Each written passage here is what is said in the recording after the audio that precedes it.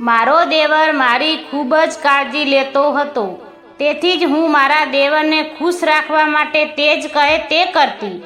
એક રાતે દેવરાણી ઘરે ન હતી. તે દિવસે મેં મારા દેવરાણીના કપડાં પહેર્યા અને પછી મારા દેવર મને તેની પત્ની માનીને મારી સાથે. મિત્રો, મારા લગ્ન ખૂબ જ મુશ્કેલીથી થયા, કારણ કે મારે એક સુંદર છોકરો સાથે લગ્ન કરવા હતા. હું પોતે પણ સુંદર હતી, પણ બહુ ગરીબ હતી, તેથી જ મારા માટે જ પણ સંબંધ આવતા. તે છોકરો ગરીબ હોય અને કદરૂપો પણ, તેથી જ હું ઘણા વર્ષો સુધી લગ્ન કરવાની ના પાડી રહી અને મારા વાળ પણ સફેદ થવા લાગ્યા. મારા પિતા મૃત્યુ પામ્યા હતા અને મારા લગ્નની રાહ જોતા મારી માતાનું પણ અવસાન થયું હતું અને મારા ભાઈ અને ભાભીએ મને આ બાબતે ટોણા મારવાનું શરૂ કર્યું હતું. પણ હું મારી જીદ પર અડગ રહી. હું ઈચ્છતી હતી કે મારા પતિ મારા જેવા સુંદર હોય અને તે પણ અમીર હોવા જોઈએ, કારણ કે હું ગરીબીથી કંટાળી ગઈ હતી. પરંતુ એક દિવસ મારી ઈચ્છા પૂરી થઈ ગઈ હતી અને મારા પરિવારના સભ્યએ મને એક છોકરાનો ફોટો બતાવ્યો હતો જે ખૂબ જ સુંદર હતો અને જે દિવસે તે મારા સંબંધ લઈને આવ્યા હતા તે સાથે ઘણો સામાન પણ લાવ્યા હતા. તેથી મને ખાતરી થઈ ગઈ કે આ છોકરો ઘણો ધનવાન છે. હું સાતમા આસમાને હતી. હું આનંદથી સલકાઈ રહી હતી. મેં જે સપનું જોયું હતું તે પણ થવા જઈ રહ્યું હતું. થોડા દિવસો પછી મારા લગ્ન થયા. ત્યારે હું ખૂબ જ ખુશ હતી, પણ મારી બધી ખુશી લગ્નની પહેલી રાતે ઉડી ગઈ હતી, કારણ કે મને મારા પતિને યુવાનની એક તસવીર બતાવી હતી જેમાં તે ખૂબ જ સુંદર હતા, પણ હવે તે તેની ઉંમરને કારણે વૃદ્ધ દેખાતા હતા. મારી ભાભીએ મારી સાથે દગો કર્યો હતો, પણ હવે મારા લગ્ન થઈ ગયા હતા, તેથી જ મેં ધીરજ રાખી હતી કે જો મેં મારા પતિને છૂટાછેડા આપ્યા હોત તો મને છૂટાછેડાના પરિણામનો સામનો કરવો પડશે હોત. હું કલંકિત થઈ ગઈ હોત અને કોઈએ મારી સાથે લગ્ન કર્યા પણ ન હોત. આમ પણ મારી સાસરિયાના ઘરમાં સાસુ સસરા પણ નહોતા. મારા પતિ અને તેમના એક નાનો ભાઈ હતો. અમારું એક નાનું કુટુંબ હતું. હું અહીં રાજ કરવાની હતી, પણ એક દિવસ મારા દેવર તેના ભાઈને કહ્યું કે હવે તે લગ્ન કરવા માંગે છે. આ સાંભળીને હું ખુશ થઈ ગઈ કે હવે હું તેના માટે છોકરી જોવા જઈશ, પરંતુ તેણે અમારી સામે કહ્યું કે તેણે છોકરી પસંદ કરી લીધી અને તે ત્યાં સંબંધ બાંધવા માંગે છે. તેથી અમે તરત જ જઈને તેના સંબંધ ફાઇનલ કર્યા અને મારા દેવરના પણ લગ્ન થઈ ગયા. દેવર અને પત્ની આવતાની સાથે તેના રૂમમાં ગઈ, કારણ કે તે દિવસે તે ખૂબ જ થાકી ગઈ હતી. સાંજ પડી. જ્યારે હું મારા રૂમમાંથી બહાર આવી ત્યારે મેં મારા દેવરના રૂમમાં જોયું કે આ સમયે તે લોકો શું કરી રહ્યા છે.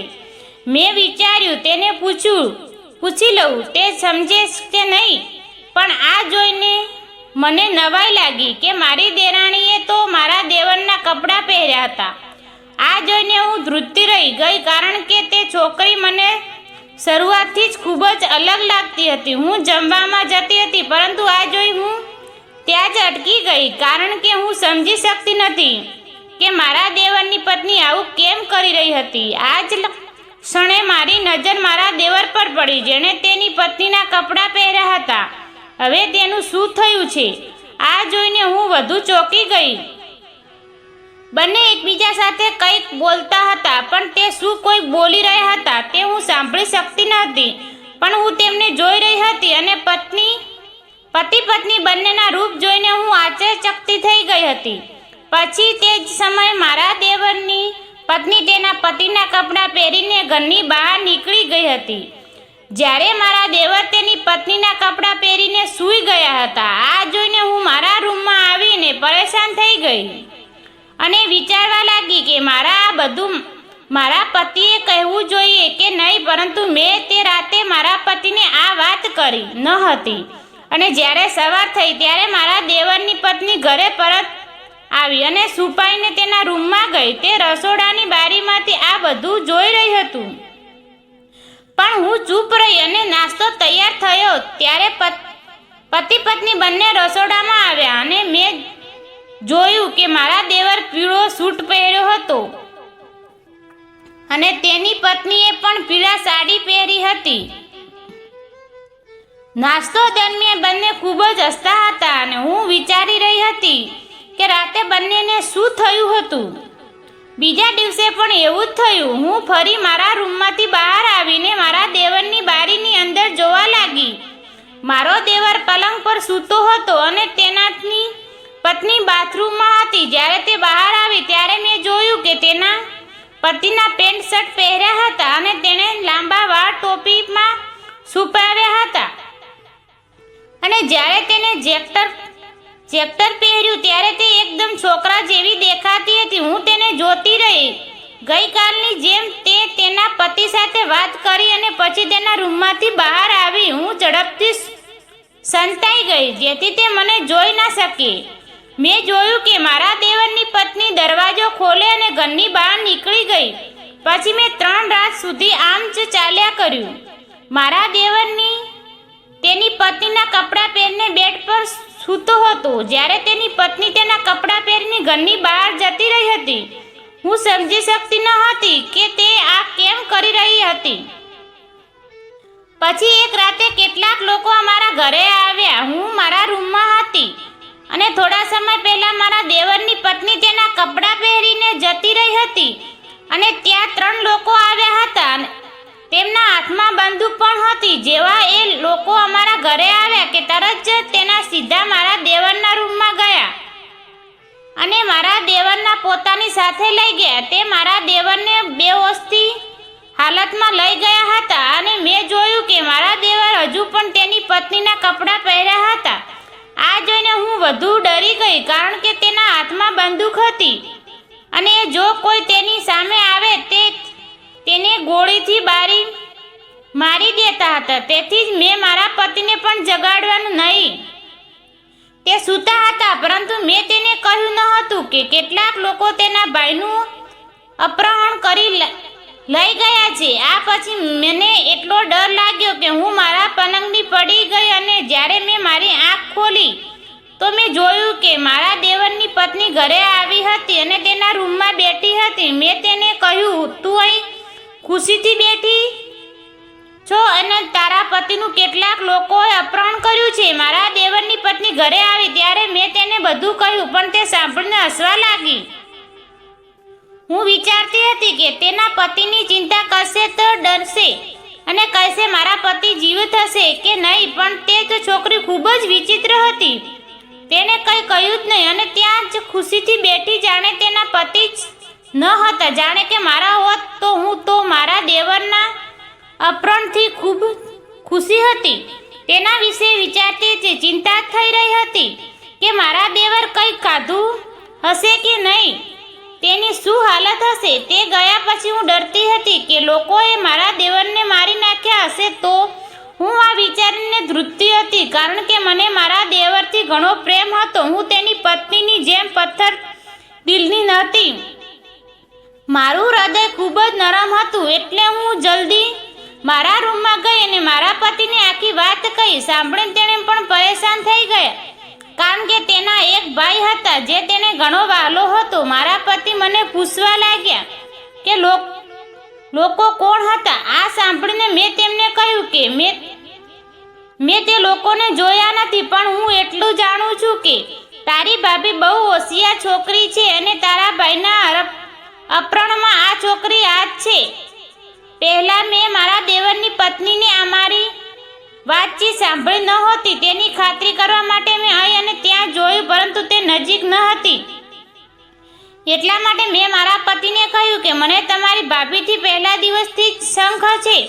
આ છોકરી તમારા ભાઈને મારી નાખવા માંગે છે. આ સાંભળીને મારા પતિ ગુસ્સે થઈ ગયા અને કહ્યું કે હું આ છોકરીને આ ઘરમાંથી કાઢી મૂકીશ. પણ મેં તેને ઠંડો કર્યો અને કહ્યું કે પહેલાં તમે તમારા ભાઈને ઘરે લઈ આવો. આ પછી તમારા ભાઈને કહો કે આ છોકરીને છૂટાછેડા આપી દે. આ સાંભળીને મેં મારા પતિને રાહત થઈ અને પછી તે ઘરેથી બહાર ગયા અને મેં મારા દેવરની પત્ની સાથે વાત કરી ન હતી. તે પણ જમી અને તેના રૂમમાં ચાલી ગઈ હતી. જ્યારે મારી ભૂખ મરી ગઈ હતી, મારો દેવરનું અપહરણ થયું હતું અને મારા પતિ તેની પાછળ ગયા હતા. ખબર નહીં આગળ શું થવાનું હતું.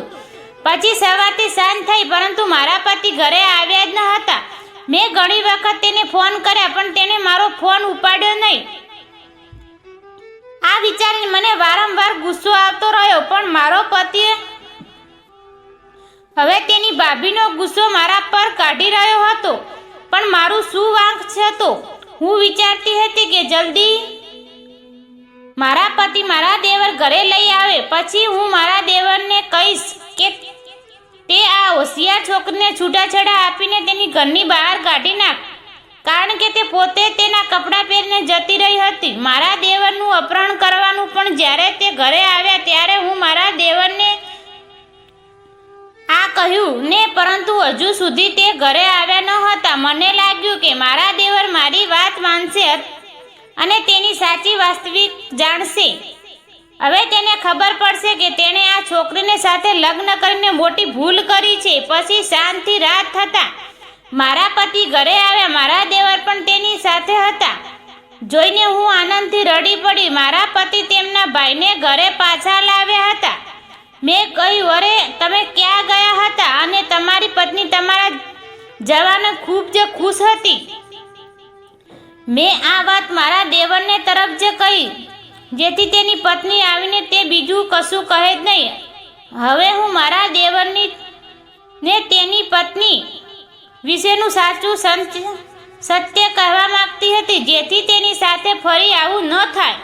પરંતુ આ સમયે મારા દેવરની પત્ની આવી અને કહેવા લાગી, હું તમારા જવાનની ખૂબ પરેશાન હતી. મારા રૂમમાં બેસી તારા આગમનના માટે ભગવાનને પ્રાર્થના કરતી હતી.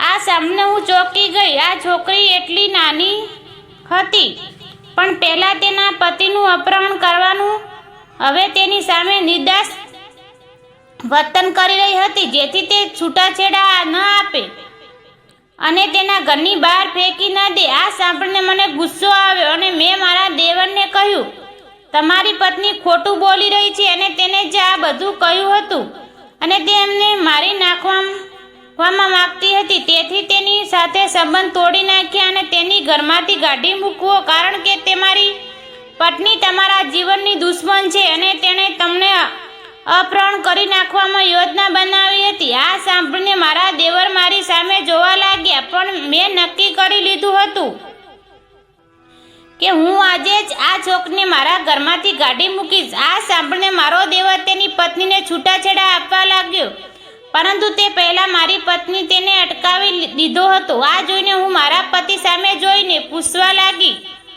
કે તેના ભાઈને આવું કરતા કેમ રોક્યા? જો આ છોકરાએ આજે છૂટાછેડા મળ્યો હોત તો મને રાહત મળી હોત. તમે તમારા ભાઈને આવું કરતા કેમ રોક્યા?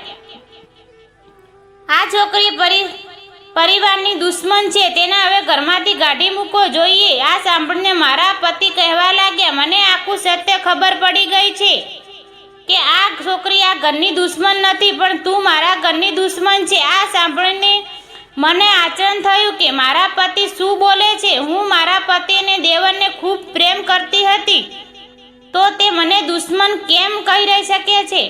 મેં મારા પતિના ચહેરા પર એ જ કહ્યું કે આ છોકરીએ તમને આ બધું કર્યું છે કે ને મેં પૂછ્યું તો મારા પતિ ગુસ્સે થઈને કહેવા લાગ્યા, હું આ તે સમય જાણતો હતો જ્યારે હું મારા ભાઈને લેવા ગયો હતો. આ તેની પત્નીએ જ નથી કર્યું ને, પણ આની પાસે તારો હાથ હતો. મારા પતિએ જ કહ્યું કે સાંભળીને હું સતબંધ થઈ ગઈ.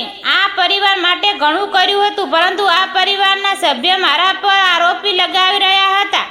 મેં મારા દેવર તરફ જોયું અને ઉદાસ ચહેરે કહ્યું, મેં આ નથી કર્યું. આ લોકો મારા પર આરોપ લગાવે છે. આટલું કહીને હું રડવા લાગી. ત્યાર પછી મારા પતિ મારી સામે એક વિડીયો ચલાવ્યો, જેમાં ત્રણ લોકો પોલીસ સ્ટેશનમાં ઊભા જોવા મળ્યા હતા અને મારા ખાતે તે પોલીસની નિવેદન આપી રહ્યા હતા કે જે વ્યક્તિનું હું અપહરણ કર્યું હતું તેની ભાભીએ આ કામ માટે અમને પૈસા આપ્યા હતા. સાંભળીને હું સાવ ચૂપ થઈ ગઈ, પણ વિડીયો જોયો પછી મારા દેવરની પત્ની મારા પતિને કહેવા લાગી, શું તમે તમારી પત્નીને વાસ્તવિકમાં આજે જોઈ છે? મેં તો તે દિવસથી જોઈ હતી જ્યારે ભાભી અમારા રૂમમાં ચોરી છુપી જોઈ હતી. ત્યારે જ મને અહેસાસ થયો હતો કે અમારું ઘર વસવા નહીં દે. તેમને મારા પતિને દૂર રાખવા માટે મેં મારા પતિના કપડાં પહેરીને બહાર જવાના ઢાંગ કરવાનો રસ્તો શોધી કાઢ્યો. અને મારા પતિ પણ રાતે એવા ઢાંગ કરતા જાણે કે એકલા હોય, પણ એવું ન હતું. તરત જ ઘરે પાછી આવી જતી હતી, પણ પૂછતી હતી કે તમારી પત્ની આ ખબર ન પડે. તેથી જ હું વહેલી સવારે ફરી અંદર આવવાનું નાટક કરતી. મારા દેવરની પત્નીની વાત સાંભળીને મને આશ્ચર્ય થયું. જ્યારે મારા પતિએ મારી તરફ જોયું ત્યારે મેં શરમથી માથું નમાવી દીધું, પણ હવે મારી વાસ્તવિક બંધાવની સામે આવી ગઈ હતી. તેની તે છુપાવવામાં કોઈ ફાયદો ન હતો. ખરેખર મને મારા પતિ નહીં પણ દેવર પસંદ હતો. મને લાગ્યું કે મારા પતિ વૃદ્ધ છે, તે તો થોડા વર્ષો પછી મરી જશે. તેની હું મારા દેવર સાથે લગ્ન કરીશ, કારણ કે તે મારા જેવા સુંદર હતા. એટલા મારું હું ઈચ્છતી હતી કે તે લગ્ન કરે, પરંતુ તેણે આ સુંદર છોકરી સાથે લગ્ન કરી લીધા હતા અને હું તેની પત્નીને નફરત કરતી હતી. હું ઈચ્છતી હતી કે મારા દેવર તેની પત્નીને છૂટાછેડા આપે અને તે ઘરની બહાર કાઢી મૂકે. મેં તેનું અપહરણ કરવાનો પ્લાન બનાવ્યો, પણ મારી યોજના નિષ્ફળ ગઈ.